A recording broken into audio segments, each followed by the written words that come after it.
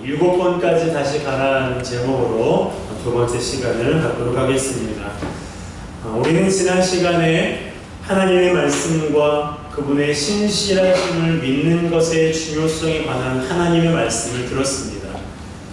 엘리야는 3년 동안 비가 내리지 않는 땅에 하나님께서 비를 내리신다는 말씀을 믿었고, 구름 한 점 보이지 않는 상황에서도 그의 사환에게 7번까지 다시 가라고 말했습니다. 하나님께서 비를 내리시겠다고 약속했으니 그 약속을 믿은 거예요. 하나님은 신실하신 분이라는 믿음이 엘리야에게 있었기 때문입니다. 그 결과 어떤 일이 일어났습니까? 6번째까지 올라갔어도 아무것도 보이지 않던 하늘에 손바닥만한 작은 구름이 보였고, 곧이어 3년 동안 비가 내리지 않는 땅에 큰 비가 내리기 시작했습니다. 하나님께서 이 말씀을 통해서 우리에게 주신 메시지가 무엇입니까? 믿음으로 했는데 아무 일도 일어나지 않는다고 낙심하지 말고 하나님의 말씀과 그분의 신실하심을 믿고 7번까지 다시 가라는 메시지였습니다. 그런데 문제가 있어요.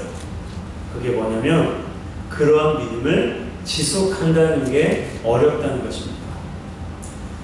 이렇게 설교를 들을 때는 그래, 그런 믿음을 가져야지 라는 마음이 들지만 그의 밖을 나가서 삶의 현장으로 나가면 그 믿음을 지키는 것이 어렵게 느껴질 때가 많습니다. 그런 믿음은 특별한 사람에게나 있는 것 같이 생각이 들고, 열심히 신앙생활 하시는 장로님과 권사님들에게나 있는 믿음이라고 생각해요. 정말 그럴까요? 정말로 특별한 사람들에게만 이러한 믿음이 있는 걸까요? 그렇지 않습니다. 누구나 아이들이나 어른이나 초신자나 신앙의 경륜이 오래되신 분이나 관계없이 하나님의 말씀과 그분의 신실하심을 믿는 믿음을 가질 수 있고, 그로 인해 하나님이 행하시는 일을 볼 수가 있습니다. 이 사실을 믿으십니까? 누구나 하나님의 말씀과 그분의 신실하심을 믿는 믿음을 가질 수가 있습니다. 여러분들은 이런 믿음을 갖기를 원하십니까? 이런 믿음을 갖기를 주님의 이름으로 축복합니다. 이미 이런 믿음을 가지고 계신 분들은 지금보다 더 나은 믿음을 갖기를 주님의 이름으로 축복합니다. 그래야 우리가 하나님이 행하시는 큰 일을 볼 수가 있어요. 그렇다면 믿음을 지키는 것이 왜 이렇게 어려운 것일까요? 설교를 들을 때, 말씀 들을 때는 마치 그 믿음이 내 안에 있는 것 같은데 삶의 현장으로 나가면 똑같은 나의 모습을 보면서 때로는 실망하기도 하고 낙심하기도 합니다. 그만큼 믿음을 지키는 것이 어렵기 때문인데요. 이유가 있어요. 첫 번째는 세상이 우리를 미워하기 때문입니다.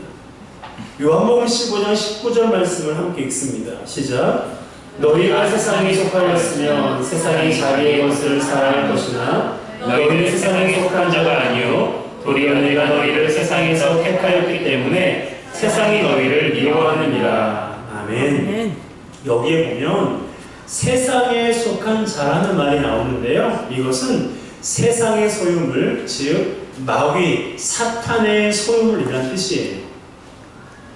하지만 예수 그리스도를 믿는 우리는 세상에 속한 자입니까? 하나님께 속한 자입니까? 하나님께 속한 자예요. 왜냐하면 하나님께서 우리를 세상에서 선택하셨기 때문에 그래요. 말씀이 그렇잖아요. 내가 너희를 선택하였기 때문에 세상이 너희를 미워한다라고 말하고 있습니다. 우리가 하나님께 속하게 된 것은 나의 의나 선행이 아니고요, 하나님께서 일방적으로 나를 당신에게 속한 자로 선택해 주셨기 때문에 우리가 세상이 아닌 하늘에 속한 자, 하나님께 속한 자가 되는 것입니다. 그렇기 때문에 세상이 우리를 미워하는 거예요. 세상이 우리를 미워하니까 세상에서 믿음을 지키는 것이 힘든 것입니다. 요즘 우리 사회가 따돌림 문제가 심각한데요. 학교에서도 직장에서도 심지어 교회에서도 따돌림이 있어요. 생각해 보세요.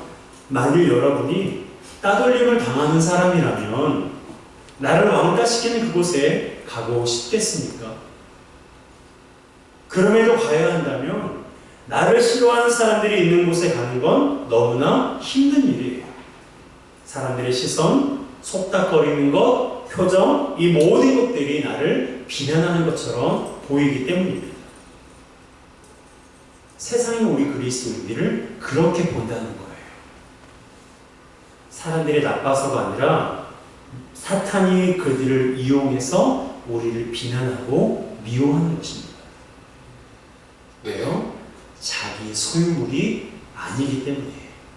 자기 소유물이 아니기 때문에 우리 그리스도인들을 미워하는 거예요. 공격하는 거예요. 그리고 우리를 하나님으로부터 멀어지게 해서 자기 소유물로 삼기 위해 우리를 더 미워하는 것입니다. 그러므로 세상에서 믿음을 지키기 힘들다고 세상과 타협하거나 교회에서 상처받았다고 믿음을 떠나면 된다, 안 된다? 안 돼요. 그것이 사탄이 원하는 것입니다. 두 번째로 믿음을 지키기 어려운 이유는 영적인 싸움이 치열하기 때문이에요. 베드로전서 5장 8절 함께 읽습니다. 근신하라 깨어라 너희 계정 마귀가 우는 사자같이 돌아다니며 삼킬 자를 찾나니. 이 말씀은 사탄이 사람들을 어떻게 공격하는지 잘 표현해주고 있는데요. 자, 먼저 마귀를 우리와 어떤 관계라고 말하고 있습니까? 너희 대적이라고 말하고 있어요. 너희는 누구예요? 예수 믿는 저와 여러분들을 말하는 거예요. 마귀는 우리의 뭐라고요? 마귀는 우리의 대적입니다. 우리의 원수예요. 사람이 우리의 원수가 아니고요. 마귀가 우리의 원수예요. 우리를 공격하여 무너뜨리려는 보이지 않는 악한 존재입니다. 그가 우리를 어떻게 공격한다고요? 우는 사자와 같이 공격해요. 우는 사자란 먹잇감에게 두려움을 주기 위해서 포효하는 사자의 모습을 말하는 겁니다. 그 사자는 제자리에 머물지 않고 부지런히 먹잇감을 노리며 찾아다니고 있습니다. 지금 우리 시대가 바로 이렇다고 성경은 말씀하고 있는 거예요. 그러다 보니 깨어있는 성도들은 사탄의 먹이가 되지 않기 위해 믿음을 지키려고 치열하게 싸우고 있어요. 그렇지 않고서는 사탄의 먹이가 된다는 것을 너무나도 잘 알고 있기 때문입니다. 제가 언제 한번 말씀드렸죠. 어떤 사람이 마귀의 사탄의 IQ를 계산해 봤는데 900이 나왔다고요. 성경에 기록된 마귀의 행동을 분석한 결과인데요. 실제로 그런지는 정확하지 않지만 마귀가 이 세상에서 행하는 짓을 보면 정말 그럴 수도 있겠다는 생각이 들어요. 여러분, 마귀가 얼마나 사악한지 아시죠? 우리를 가만히 놔두지 않습니다. 믿음대로 살아가 보려고 하면, 좀 마음 먹고 기도해 보려고 하면 사탄이 가만히 놔두지 않아요. 내가 오늘부터 마음을 먹고 내가 하나님 뜻대로 살아야지 마음을 먹는 순간 사탄이 훅 들어옵니다. 마음으로 살인과 간음 등 수많은 죄를 짓게 만들고 그 마음의 생각을 현실이 되게 해요. 온갖 거짓된 교리로 사람들을 현혹하고 자극적인 말과 행동으로 사람들을 선동하여 하나님의 뜻인 것처럼 농락하고 있습니다. 요즘 4차 혁명이라 해서 세상이 급변하고 있는데요. 그 중에 하나가 컴퓨터를 통해서 가상현실을 체험하게 해주는 최첨단 기술인 VR이에요. VR을 통해서 다양한 게임과 생생한 체험을 할 수 있는데요. 그런데 전문가들은 하나같이 VR 산업은 결코 망하지 않을 거라고 주장하고 있어요. 그 이유가 뭔지 아세요? 이 VR 산업은 포르노와 밀접한 관계에 있기 때문이라고 합니다. 이 이야기를 듣는데 소름이 돋더라고요. 여러분, 사탄은요, 우리가 생각하는 것보다 훨씬 더 교묘하고 악랄하게 우리를 공격하고 있어요. 어떻게 하면 죄를 짓게 만들고, 어떻게 하면 하나님으로부터 멀어지게 하고, 어떻게 하면 믿음으로부터 떠나게 할까? 사탄은 항상 그 궁리를 하고 있는 것입니다. 그렇기 때문에 우리가 영적으로 깨어있지 않고서는 사탄을 이길 수가 없는 거예요. 이렇게 영적 싸움이 치열하기 때문에 우리가 믿음을 지키기가 어려운 것입니다. 세 번째로 믿음을 지키기 어려운 이유는요, 믿음이 부족하기 때문이에요. 데살로니가전서 3장 10절 함께 읽습니다. 시작. 주여로 심히 간구하는 너희 얼굴을 보고 너희 믿음이 부족한 것을 보충하게 하려 합니다. 이 말씀은 사도 바울이 데살로니가 교회 성도들에게 보낸 편지인데요. 데살로니가 교회 성도들은 이웃교회 모범이 될 정도로 열정적인 신앙을 가지고 있었어요. 하지만 재림과 종말에 대한 인식이 부족했기 때문에 신앙생활하는데 많은 혼란과 어려움을 겪고 있었습니다. 그래서 바울이 그들의 믿음의 부족함을 채우기 위해서 그곳에 가려고 했던 거예요. 그런데 사랑이나 성도 간의 관계의 지혜 등 사도 바울이 그들에게 알려주고 싶은 것이 많았을 거라고 생각해요. 그런데도 왜 하필 믿음의 부족함을 채우기 위해서 그곳에 가려고 했을까? 에베소서를 보면 알 수 있는데요. 에베소서를 보면 하나님의 전신갑주에 관한 말씀이 나와요. 그 중에서 믿음을 방패로 비유하고 있습니다. 믿음을 방패로 비유한 이유가 있어요. 사탄이 성도들을 무너뜨리기 위해서 수많은 불화살을 날린대요. 여러분들의 삶에 사탄이 지금도 수많은 불화살을 날리고 있습니다. 그런데 그것을 막을 수 있는 무기가 바로 믿음의 방패예요. 믿음의 방패이기 때문에 사도 바울이 데살로니가 교회의 성도들이 믿음이 부족한 것을 보고 그들의 믿음을 채워주기 위해서 가려고 했던 거예요. 그렇지 않고서는 그들이 여전히 신앙생활하면서 혼란과 어려움을 겪을 수밖에 없다는 것을 알았기 때문입니다. 여러분, 이와 같이 우리 그리스도인들이 세상에 살면서 하나님의 말씀과 그분의 신실하심을 믿는 믿음을 지속하는 게 어렵습니다. 그렇다고 해서 우리가 낙심할 필요가 있을까? 여러분, 한번 여쭤보겠습니다. 세상에서 믿음을 지키기가 어렵다고 해서 우리 그리스도인들이 낙심할 필요가 있습니까? 없습니까? 낙심할 필요가 있어요? 없어요? 없어요. 그 이유가 무엇입니까? 그래요. 우리에게는 하나님이 계세요. 우리에게는 하나님이 계시기 때문에 사탄이 아무리 IQ가 높아도, 사탄이 아무리 교묘하고 아무리 악랄하게 우리를 공격한다 할지라도 우리가 하나님 안에만 있으면, 하나님 안에만 머무르게 되면 사탄은 우리를 해할 수가 없다는 거예요. 여러분, 사탄이 머리가 좋다고 말씀드렸죠. 사탄이 능력도 많아요. 그런데 그런 사탄도요, 하나님 앞에서는 아무것도 안 해요. 하나님 앞에서는 종이 오랑이에요. 하나님의 허락 없이는 손가락 하나 까딱 못하는 존재가 사탄입니다. 아멘. 우리가 욥을 잘 알잖아요. 사탄이 욥을 시기했어요. 그래서 욥을 시험하려고 하고 욥을 공격하려고 했습니다. 그런데 그가 자기 마음대로 했어요? 아니잖아요. 하나님께 가서 물어보았어요.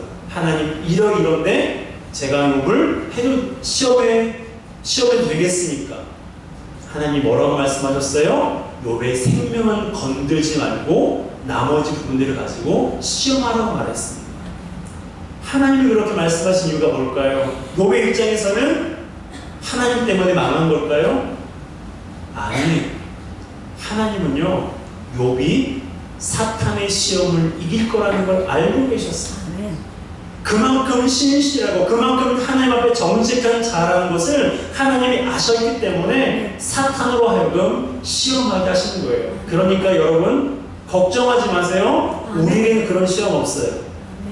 우리는 욥과 같이 하나님 앞에 온전하고 정직하며 악에서 떠난 우리의 신앙이 있을 수도 있지만 많은 부분들이 없기 때문에 하나님은 그 시험을 감당할 만한 시험만 우리에게 주시는 것입니다. 그런데 이렇게 질문을 해볼 수가 있어요. 그러면 하나님 허락 없이는 사탄이 손가락 하나 까딱 못하는데 왜 하나님이 사탄을 가만히 두고 계십니까? 왜 이 세상을 이렇게 이 세상이 힘들고 내 삶이 너무나 힘든데 왜 하나님이 가만히 계시느냐라고 질문을 던져볼 수가 있어요. 그런데 여러분, 하나님은요 가만히 계시는 게 아니라 지금도 얼마나 열심히 일하고 계시는지 모릅니다. 물론 과거에 그러셨던 것처럼 홍수로 이 세상의 악을 한순간에 쓸어버릴 수 있는 능력 있는 분이세요. 하지만 그렇게 하지 않는 이유가 뭔지 아십니까? 이 세상은 하나님과 사탄이 공존하고 있기 때문에 그래요. 그래서 우리가 천국을 사모하는 거예요. 천국은 하나님만 있는 곳이고요, 지옥은 사탄만 있는 곳이에요. 이 세상은 하나님과 사탄이 공존하고 있는 곳이기 때문에 우리 인생에 힘들고 어려움이 있을 수밖에 없는 것입니다.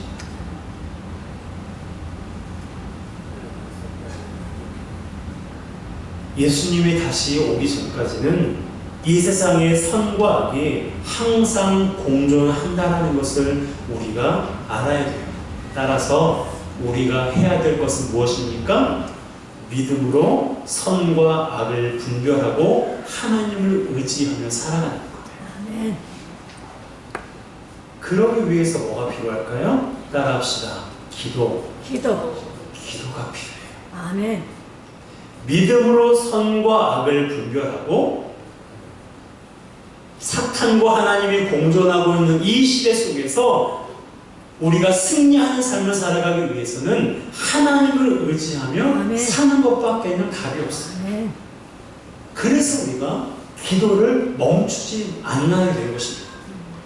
그 중에서도 우리가 해야 할 기도는 하나님의 말씀과 그분의 신실하심을 믿는 믿음을 달라는 기도예요. 엘리야의 사환이 하늘에 무슨 일이 있는지 보려고 7번까지 다시 올라갈 때 엘리야가 무엇을 하고 있었을까요? 무릎을 꿇고 기도하고 있었어요. 42절 함께 읽습니다. 아합이 먹고 마시러 올라가니라 엘리야가 갈멜산 꼭대기로 올라가서 땅에 꿇어 엎드려 그의 얼굴을 무릎 사이에 넣고 아멘. 무릎을 꿇고 기도한다는 것은 크게 두 가지 의미가 있어요. 하나는 하나님을 경외한다라는 뜻이고요, 다른 하나는 그만큼 나의 기도가 간절하다는 뜻입니다. 엘리야는 사환이 7번까지 오가는 일을 반복할 때 가만히 있지 않았어요. 마음이 조급해서, 마음이 급해서 사환과 같이 올라가서 구름을 찾아보지 않았습니다. 그는 무릎을 꿇고 하나님께 기도했어요. 언제까지 기도했습니까? 언제까지 기도했어요? 손바닥만한 작은 구름이 하늘에 보일 때까지 기도했습니다. 다시 말하면 하나님이 약속하신 말씀을 이루실 때까지 기도하는 거예요. 여러분, 기도는 이렇게 하는 거예요. 몇 번 해보고 말아버리는 것이 아니라 하나님이 우리에게 약속하신 것을 이룰 때까지 기도하는 것입니다. 그러기 위해서 필요한 믿음은요, 하나님의 말씀과 그분의 신실하심을 믿는 거예요. 이 믿음이 있을 때 우리가 하나님이 약속하신 것을 이루실 때까지 기도할 수 있는 거예요. 여러분, 하나님의 말씀과 그분의 신실하심을 믿는 믿음이 있어야 아무것도 보이지 않을 때, 아무 일도 일어나지 않을 때 하나님께서 약속하신 것을 이루실 때까지 기도할 수 있는 것입니다. 하나님께서 비를 내리시겠다고 말씀하셨으니 그냥 기다리면 되는 것 아니냐라고 생각하십니까? 물론 그냥 기다렸어도 하나님께서 약속하셨으니까 비를 내렸을 수도 있어요. 하지만 엘리야가 사원에게 7번까지 다시 가라고 말하지는 못했을 것입니다. 그 안에 확신이 없으니까요. 그리고 확신이 없으면 하나님의 응답도 더디어질 수 있는 것입니다. 나중에 말씀드리겠지만 엘리야가 큰 비가 내리는 이 놀라운 일을 경험하고 나서 이스라엘 왕비가 죽이려고 하자 어떻게 했는 줄 아세요? 로뎀나무 아래에 숨어서 하나님께 이런 기도했어요. 하나님, 내가 더 이상은 못하겠습니다. 저를 좀 죽여주세요. 여러분, 아이러니하지 않아요? 비를 내려달라고 간절히 기도하던 엘리야가 자기를 죽여달라고 하나님 앞에 간절히 기도하고 있는 모양새입니다. 여러분, 엘리야가 이런 사람이에요. 그러니 그가 기도하지 않고서 7번까지 다시 가라고 사환에게 말할 수 있었겠어요? 엘리야 자신도 자기가 얼마나 연약한 존재인지를 알고 있었을 거예요. 그래서 약속하신 것을 이루실 때까지 무릎을 꿇고 간절히 기도한 것입니다. 여러분, 엘리야도 자기가 기도하지 않으면 믿음이 약해진다는 것을 알았어요. 이 시간 무릎을 꿇고 기도하지 않으면 자기 안에 하나님께서 비를 내리실 거라는 확신이 들지 않을 거라는 걸 알고 있었어요. 그렇기 때문에 그는 사원만 왔다 갔다 한 것이 아니라 그 시간 동안 엘리야는 무릎을 꿇고 하나님 앞에 간절히 기도했습니다. 여러분, 우리도 연약한 존재예요. 기도하지 않고서는 하나님의 말씀과 그분의 신실하심을 지속적으로 믿는 것이 어렵습니다. 저도 그렇고요, 여러분도 그래요. 그러니까 우리가 뭐 하는 거예요? 기도하는 거예요. 그래서 기도하는 거예요. 기도할 때 믿음을 지킬 수 있고, 믿음을 지킬 때 하나님께서 행하시는 놀라운 일을 경험할 수 있기 때문입니다. 여러분, 우리에게 많은 기도의 제목이 있지만 올 한 해 이렇게 하나님 앞에 기도할 때마다 기도했으면 좋겠어요. 하나님, 내가 하나님의 말씀과 하나님의 신실하심을 믿는 믿음을 주옵소서. 여러분, 그래야 우리가 아무것도 보이지 않고 아무 일도 일어나지 않은 상황에서 낙심하지 않고 끝까지 기도할 수 있는 거예요. 그래야 하나님이 행하시는 놀라운 일을 경험할 수 있는 것입니다. 여러분, 하나님의 말씀과 그분의 신실하심을 믿는 믿음을 달라고 무릎을 꿇고 하나님은 우리의 기도를 듣고 싶어 하십니다. 하나님께서 우리가 기도하지 않았는데도 주실 수도 있지만 주시지 않는 것은 간절함이 없는 상태에서 하나님 우리에게 주시면 그것이 중요한지 알지 못해요.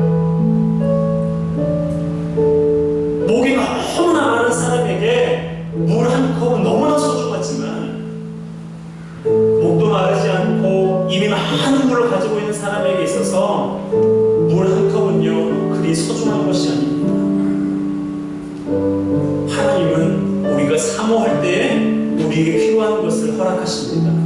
왜냐하면 그래야 하나님이 주신 것을 감사히 여기고 그것을 귀히 여기며 그것을 통하여서 하나님을 영화롭게 할 수 있기 때문입니다. 그러므로 올 한 해 이 한 주간 하나님의 말씀과 그분의 신실하심을 믿는 믿음을 달라고 기도할 때마다 하나님 앞에 기도하며 나아가는 우리 모두가 되시기를 주님의 이름으로 축복합니다. 아멘. 하나님은 신실하십니다. 아멘. 하나님은 신실하십니다. 아멘. 신실하심을 믿고 기도를 포기하지 말고 기도를 놓지 말고 하나님께서 약속하신 것을 이루실 때까지 응답의 확신이 내 안에 있을 때까지 믿음으로 기도의 자리에 나아가기를 주님의 이름으로 축복합니다. 함께 이 시간